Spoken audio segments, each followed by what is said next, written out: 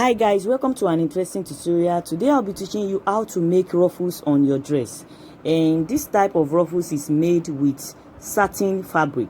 This satin fabric is the shiny face fabric that has heavy weight, and it has a little feel of puffiness, so that when you gather it, it will bring out the puffy nature.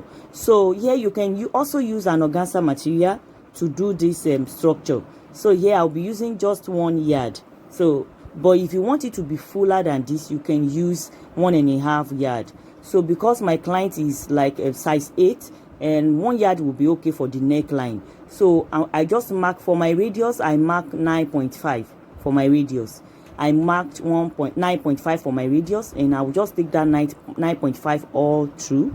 You can see that I folded on bias. So after taking that, the next thing to do is to take my the length of this flare. This is just like you are cutting a flare. So I'll take the length. The length is 20 inches. So I think I can still take 20 inches from this. So I will take 20 inches all through, so for the length to be uniform. So after I have taken this length of my flare, I'll go ahead and cut it out.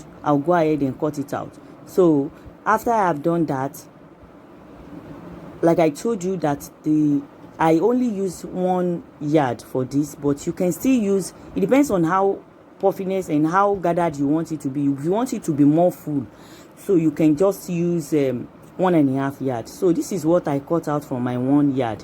Remember, this has a very long length. It's by 60, so not by 45. So I will notch, folding it into 2. You need to notch on that line, and fold into 4 and also notch. So trace the notch to the hem line. The notch on the upper length, trace it to the hem line. Notch on all those 4 areas. So I just notch. So those notches, I'm tracing it together like so. You can see I'm tracing the notches on the hem line to the upper part. I'm tracing it together. So fold into 2 on the edges. Fold into 2 on the edges, and you can go and stitch by 1/2 inch after you have folded into 2 on the edges. So you can see the way I brought it together. I folded into 2 on the edges, and I'm going to stitch by 1/2 inch on the edges. So after I have stitched by 1/2 inch, I'll bring it and turn it out to the right side. Remember, you are folding it together on the wrong side, so that you'll be able to turn it out to the right side like the normal turning. So I will turn it out to the right side on both edges. So I have, like you have your flare already, you have turned it out on both sides.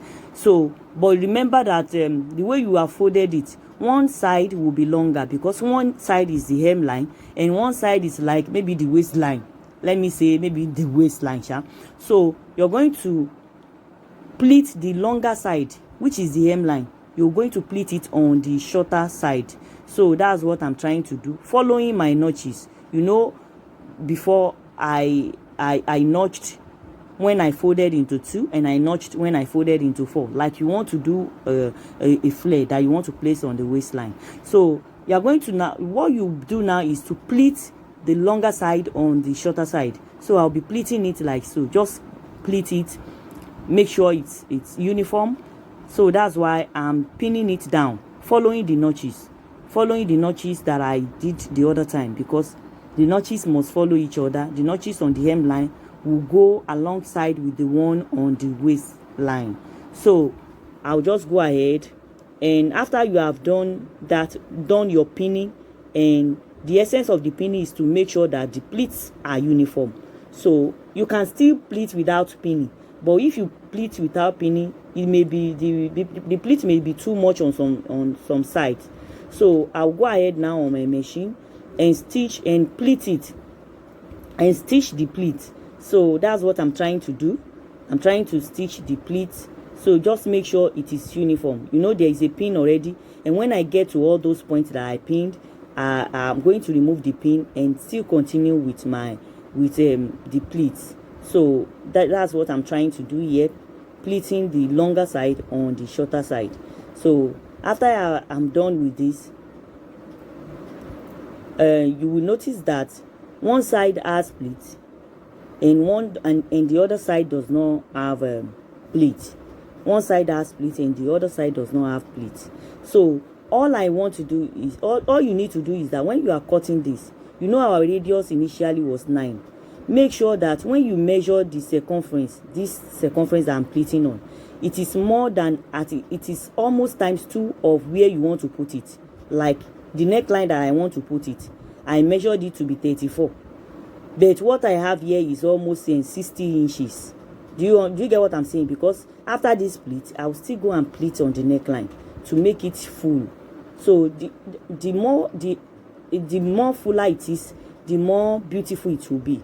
So make sure it is very full before you place it on the neckline. So for somebody that is using off shoulder length of maybe 40 inches, you need to buy up to 1.5 yards of this satin material.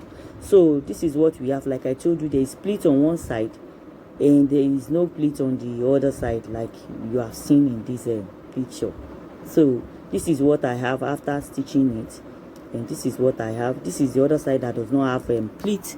And so the next thing is to go ahead and attach it on the dress.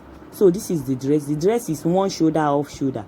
So I'm trying to place it on this mannequin, but the mannequin I'm going to use to showcase is different. It will be the one that has an arm. So here I'm going to place this. The pleated side will be placed on the neckline like so that I will flip it to the right side. So this is the wrong side of the dress. I'm placing the pleated side on the wrong side of the neckline. So I'm starting from the zipper allowance side, depending on where you want to place the ruffle. So the reason why I'm doing this is that I want the pleated side to face the outside by the time I flip it over. So that's why I make sure the pleated side face the wrong side, so that by the time I flip it to the other side, it will turn to the right side of the dress. So I'm done, and this is what I have. I have flipped it to the right side, and this is what I have. So I'll go ahead now and go and do the ruffles on my mannequin. So this is what I have. You can see the pleated side is facing us. I'm starting from the back. So I'll put, this is my needle and thread. I'll place my needle and thread here, hide it under, and pass it in through. I'll pass it through. So I'll make sure I get the M line of this. So it will now serve as the midpoint. So on the midpoint, I will be gathering it. On the midpoint, I'll be gathering. Just follow the process. So I'm trying to spread it up, spread your ruffles, and get the midpoint. Like it must match with the center of where you are pleating. Just make sure you get the midpoint, so that when you gather it, it will form a nice ruffles. So I'm just placing my needle and passing it through like 2 inches. So if it is more than this, I will have made it maybe 3 inches. So pass it in through, but make sure that you are getting the midpoint of these ruffles as you are passing it through. Just follow the process. So all I will advise you to do here is to just be more creative, because this is just like a form of a structure, but it's a ruffle structure. So the more creative you are, the more beautiful it will be. Just follow what I am doing, and you are going to have the same result as mine. So I will just go ahead, and this same process will be what I will follow all through to the end of this ruffle. I will just follow it all through. If you notice that some places are not well gathered, you can use your hand to do the adjustment, and you're going to have a very beautiful result at the end of the day. So I'll just go ahead and do this.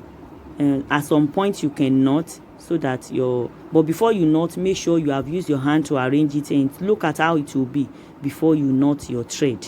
So I'm almost at the end of this. I'm almost done, and this is what I have at the end. So I'm going to place it on the next mannequin I will use for a display, so that you will see how beautiful this is on the displayed mannequin. So the next mannequin I'll be placing this on will be the one that has arm, so that you will see the beauty. So this is what we have. This is how the dress will be rocked. You can see this is very, very beautiful. So if you like this tutorial, please don't hesitate to like, share, and if you haven't subscribed to my channel, please do so before the end of this tutorial, as lots of amazing tutorials await you on this channel. I also have classes for online and physical students. If you are interested, you can click the numbers on the screen and I'm going to reply you as soon as possible. Until then, I'll see you in my next video. Bye.